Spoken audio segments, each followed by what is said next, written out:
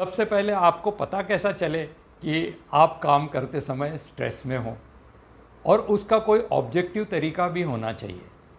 तो दो तरीके जो मुझे पता है, वो एक है कि हम ग्लूकोज लेवल मॉनिटर करें। हर कोई सीजीएम लगा नहीं सकता।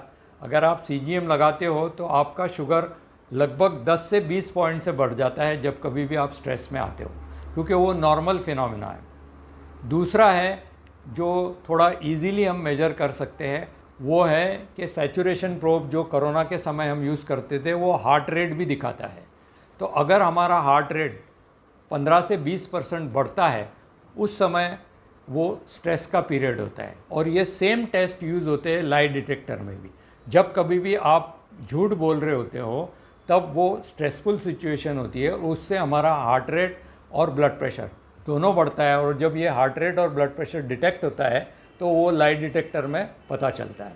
तो इसी तरीके से स्ट्रेस हो रहा है, ये एक ऑब्जेक्टिव वे हार्ट रेट से हम पता कर सकते हैं। दूसरा तरीका है कि हम हमारे रिस्ट पे, जैसे रिस्ट पे हम अपना फिंगर रख के 1 मिनट के लिए अपना हार्ट रेट देखें, और काम करने जाने के पहले जैसे आप घर से निकलते हो उस समय एक बार हार्ट रेट ज़रूर से चेक कर लीजिए। या फिर मेडिटेशन के बाद अगर आपका हार्ट रेट 70 से 80 के बीच में है तो वो परफेक्ट है।